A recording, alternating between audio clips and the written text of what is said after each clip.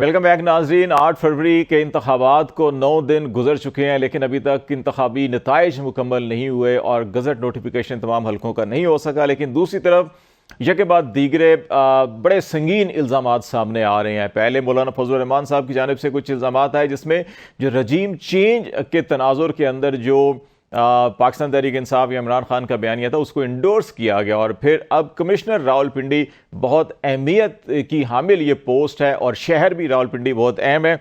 उनकी तरफ से ये बयान आना कि उन्होंने इलेक्शन नताइज को तब्दील किया, वो अपने आप को कौमी मुजरिम समझते हैं, वो अपनी मुलाजमत से इस्तीफ़ा दे रहे हैं और अपने आप को कानून के हवाले कर रहे हैं ताकि उनको सज़ा दी जाए।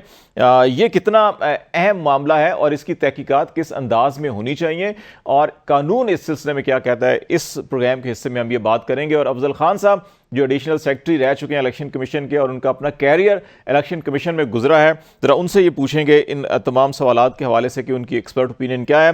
खान साहब बहुत शुक्रिया प्रोग्राम में टाइम देने का। पहला मामला जो है कि आप इन इल्ज़ामात को या इस बयान को और उस बयान के नतीजे में सिर्फ उन्होंने बयान नहीं दिया, मुलाजमत से इस्तीफ़ा दिया और ख़ुद को कानून के हवाले किया कि मुझे सज़ा दी जाए और फिर उनके जो शरीके मुजरिम हैं उनको भी सज़ा दी जाए। तो ये बताएं कि इस स्टेटमेंट की कितनी अहमियत है और इलेक्शन एक्ट या पाकिस्तान के कवानीन के तहत क्या कार्रवाई हो सकती है इनके खिलाफ।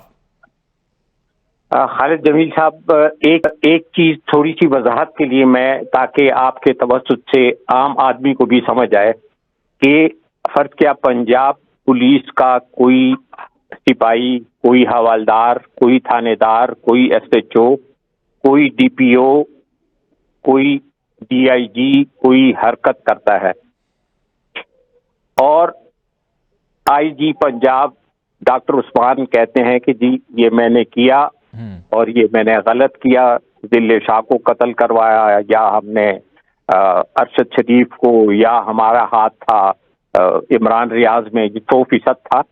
तो अगर ज़मीर उसका जाग जाता है, जो मुश्किल है, हर आदमी के पास ज़मीर और ईमान होता ही नहीं है, तो उसके बाद आप और मैं कैसे उसको झुटला सकते हैं। इसी तरीके से जो AC होते हैं, जो तहसीलदार होते हैं, बल्कि नायब तहसीलदारों को भर्ती ही कमिश्नर करता है।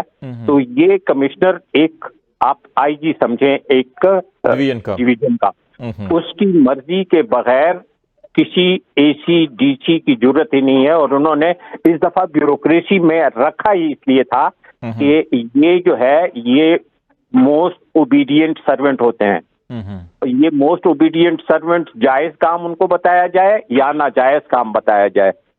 ऐसे लोग भी होते हैं जो कुदरतुल्लाह शुहाब की तरह, जो एक्चुअली हमारे लिए हुक्म तो यही है कि तावनु अलल बिर्र व तक़वा वला तावनु अलल इस्म वल उद्वान। ये अल्लाह का कलाम भी है और ये हर ब्यूरोक्रेसी को ये हुक्म है। और पाकिस्तान के ब्यूरोक्रेसी को तो ये जगह जगह हमारे यहाँ लिखा हुआ होता है कॉरिडोर्स में कि जो जायज आर्डर है उसको आपने मानना है, जो नाजायज आर्डर है आपने उसको नहीं मानना। लेकिन ईमान और इखलाक और किरदार बहुत कमजोर हो गया है, डिग्रेडेशन का ये आलम है। एक आध आदमी होता है, एक इंफॉर्मेशन का कोई अफसर है, उसने भी अपना इस्तीफा दिया है और आपने देखा होगा, आपकी नजर से गुजरा होगा। बात यह है कि देखो ये जिंदगी ये एग्जैक्टली ऐसा ही है कि वो जो शहीद कर रहे थे इमाम हुसैन की 72 जो या 74 की जमात को, उन सबको पता था कि ये जुल्म है, ये हजूर नबी करीम सल्लल्लाहु अलैहि वसल्लम की नवासे हैं और ये गलत है। लेकिन उस वक्त ताकत, कैश, पैसे और बज़ाहिर इज्जत वो यजीद के पास थी। अब जिसने एक हुर था, आप इस कमिश्नर को भी समझे कि ये एक हुर है जिसने ये बात की है, अल्लाह ताला इसको जज़ाए खैर दे। अच्छा खान साहब ये बताएं, इलेक्शन एक्ट को अगर हम सामने रखें, दो चीज़ें बड़ी अहम हैं। एक तो यह है कि आरओज़ ने रात 2 बजे तक हर हालत में रिजल्ट देना होता है। अगर किसी वजह से ताख़ीर हो तो सुबह 10 बजे तक वो देगा और एक रिटन जस्टिफिकेशन के साथ कि जनाब क्यों ताख़ीर हुई। लेकिन अभी तक ये नताइज जो है कि आप देख रहे 3-3, 4-4, 6-6 दिन लेट हुए हैं। यहाँ पे अगर वायलेशन होगी तो क्या कार्रवाई हो सकती है, नंबर 1। और नंबर 2, इस एतराफ़ जुर्म के बाद अगर हम डस्का इलेक्शन को ज़हन में रखें, फरवरी 2021 में हुआ था, फिर इंक्वायरी भी हुई, 20 पोलिंग स्टेशन के प्रिजाइडिंग अफसर्स को अगवा कर लिया गया था उस वक्त। तो फिर اس کی انکوائری الیکشن کمیشن نے کی، پورے حلقے میں الیکشن بھی ہوا اور کارروائی کا حکم بھی دیا گیا تھا. تو الیکشن ایکٹ کے تناظر میں نتائج میں تاخیر اور پھر نتائج میں رد و بدل، دو جرم ہوئے ہیں اس میں. تو ان میں آپ الیکشن ایکٹ کے تحت کیا سمجھتے ہیں کہ کیا سزائیں دی جا سکتی ہیں؟ ایک چیز آپ یاد رکھیں کہ ایک الیکشن ہوا تھا جس کو RO الیکشن زرداری صاحب کہتے تھے. یہ وہ چھوٹا RO الیکشن تھا، اس میں بھی فیصلے ریٹرننگ آفیسرز نے تبدیل کیے تھے، مینیپولیٹ کیے تھے. یہ غالباً 2013 کا الیکشن تھا. 2013 کے الیکشن، بالکل 100%. ابھی یہ 2024 کا الیکشن ہوا ہے جو 2023 میں ہونا چاہیے تھا آئین اور قانون کے مطابق. انہوں نے اس کو ایک سال لیٹ کیا اس لیے کہ وہ اس کو لوٹنے کا بندوبست کر رہے تھے، اور پھر انہوں نے اس میں ایگزیکٹلی تمام اپنے ہی بندوں کو رکھا، یعنی بیوروکریسی کو. اور بیوروکریسی پولیٹیکل ہوتی ہے. جو ان کی ممنون نظر لوگ ہوتے ہیں، جو بلو آئیڈ ہوتے ہیں، وہ ان کو کمشنر بناتے ہیں، ڈپٹی کمشنر بناتے ہیں. جو بہت ہی ممنون نظر ہوتا ہے اس کو ایسی چیز دیتے ہیں جیسے اسلام آباد، مری، پنڈی اور اپنے جہاں پہ لاہور اور باقی جو چیچوں کی ملیاں میں بھیج دیتے ہیں جن کا نہ ہو کوئی. اچھا، تو اور خصوصاً یہ بھی ہوا تھا 2013 میں بھی ہوا تھا اور ابھی بھی یہ ہوا ہے کہ جس کے کینڈیڈیٹ، جس کا باپ، بیٹا، بھائی، چچازاد جہاں پہ الیکشن لڑ رہا ہے، بیوروکریسی میں سے پولیس اور جو سول بیوروکریسی میں جو اس کے رشتہ دار تھے ان کو وہاں پہ پہنچایا گیا. اس تمام کے باوجود اگر عوام نے یار ان کو ووٹ نہیں دیا تو کہیں تو آدمی مان بھی جاتا ہے. اس لیے کہ دن کو دن ہی کہو گے، رات کو رات ہی الٹیمیٹلی ثابت ہونا ہے. اور یہ جو ہاؤس آف کارڈز ہوتا ہے نا، جو لوگ وہ بناتے ہیں تاش کے پتوں سے گھر بناتے ہیں، وہ کبھی بھی پائیدار نہیں ہوتے، سسٹینیبل نہیں ہوتے، ہو نہیں سکتا. اور میں آپ کو بتا دوں کہ ہمارے ہاں پہلے بھی ہوتا ہوگا، لیکن ہمیں کبھی پتہ نہیں چلتا تھا. یہ جو ارباب اختیار کرتے تھے، اللہ کی قسم ہمیں کوئی پتہ نہیں ہوتا تھا، لیکن وہ بھی 19-20 والے میں کرتے تھے. ہو گیا نا، ہو گیا. اب ان کو کیا قانون کے تحت ان آروز کو سزا دی جا سکتی ہے؟ سرزنش، سزا، معطل یا کوئی اور چیز؟ ہو بھٹو صاحب جب آئے تھے نا تو اس نے 303 لوگوں کو اور 1300 بیوروکریسی کے لوگوں کو ڈسمس کیا تھا ڈس آنریبلی. اچھا، اب اس دفعہ جو ہوگا یہ آپ کے پاس چونکہ ریکارڈ ہی ہوگا. یاد رکھیں کہ جن جن لوگوں نے وائیولیٹ کیا ہے لا کو اور کانسٹیٹیوشن کو، اور they are the reason of this, جو ملک میں ہیجان ہے، جو اس وقت سارے ملک روڈز کے اوپر ہیں، جن لوگوں نے یہ گندا کردار ادا کیا ہے، یہ لوگ نہ صرف ڈسمس ہوں گے، جیل میں جائیں گے اور اپنی سزاؤں کو جائز جو انہوں نے کیا ہے وہ ان کو فیس کریں گے. دیکھو، جب آپ آئین کو وائلیٹ کرتے ہیں تو اس سے سمپل بات ہے، آرٹیکل 6 لگتی ہے. آرٹیکل 6 جب سے یہ آئین 73 میں بنا ہے آج تک کسی کے اوپر امپلیمنٹ نہیں ہوا. لیکن میرا دل یہ کہتا ہے کہ اللہ تعالیٰ جو کرتا ہے وہ بغیر کسی مقصد کے نہیں کرتا. جب سارے ملک کو پتہ چل جائے کہ کسی نے آئین کو وائلیٹ کیا ہے تو اس کے لیے آئین سے NRO دینا نہ کوئی آرمی چیف دے سکتا ہے، نہ کوئی پریزیڈنٹ دے سکتا ہے، نہ کوئی پرائم منسٹر دے سکتا ہے. خان صاحب، ایک اور چیز بڑی اہم ہے اس کے اندر. ابھی الیکشن کمیشن یہ کہہ رہا ہے کہ ہم نے اس کی تحقیقات کریں گے، ان الزامات کی. آپ چیف منسٹر جو کیئر ٹیکر ہیں وہ بھی کہہ رہے ہیں جی تحقیقات کا حکم دے دیا ہے.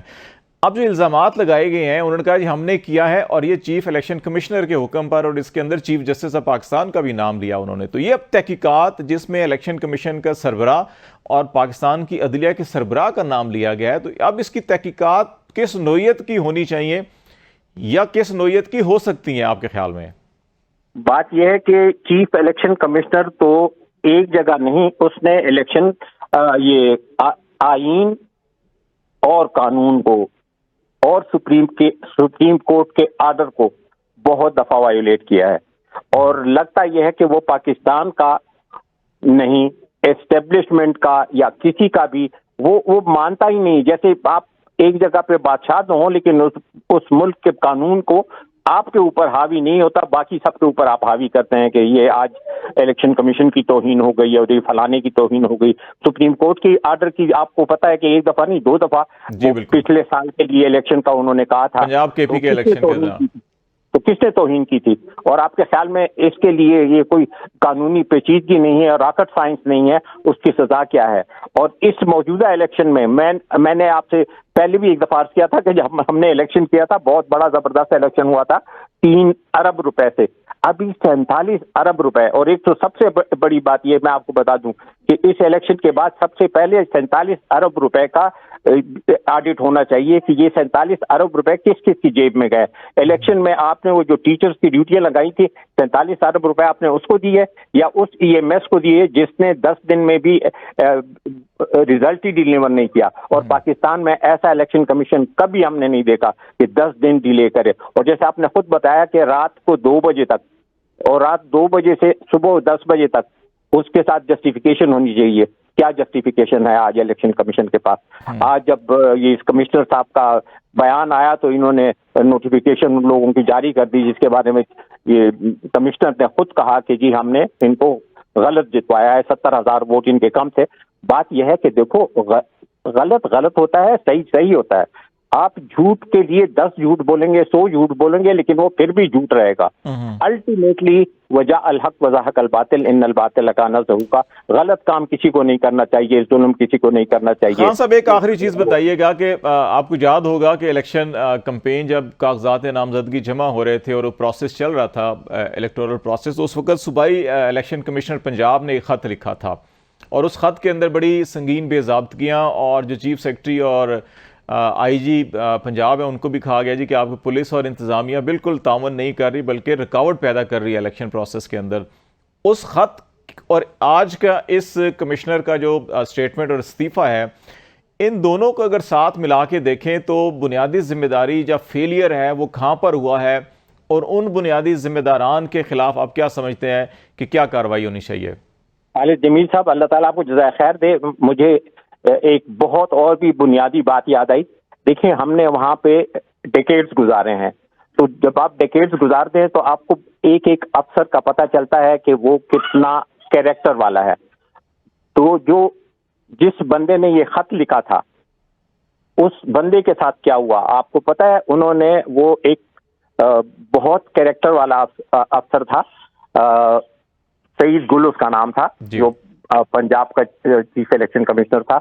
جب ساری پاکستان میں پوسٹنگ اینڈ ٹرانسفر بند تھی، اس کو وہاں سے کریکٹر والے سعید گل کو ہٹا کے انہوں نے ایک ایسے آدمی کو وہاں رکھا جس کے کا میں بھی نہیں جانتا کہ وہ کون ہے اور کیا ہے، لیکن مجھے پتا ہے کہ وہ جو بھی ہے وہ صحیح اور غلط سب کرنے والا. سعید گل صاحب کو میرے خیال ہے بلوچستان بھیج دیا گیا تھا.